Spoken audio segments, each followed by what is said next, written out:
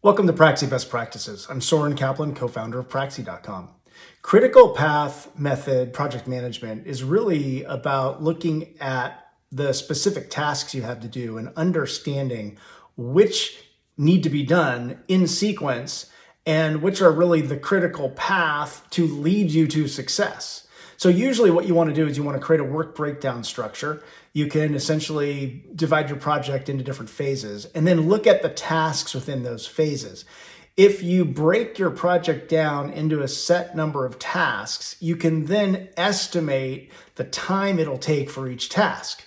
If you sequence those tasks based on which need to be done first, that helps you understand your critical path. You need to do ones that are most important first because they will set you up or be an input to the tasks that follow it.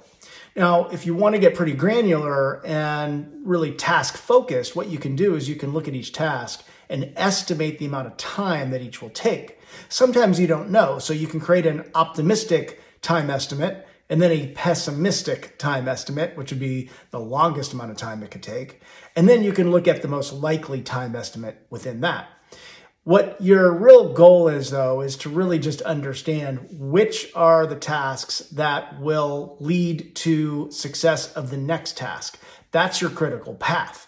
So critical path method is really just a way to understand the success factors in your project, what you have to resource first, and then what will lead to success down the line.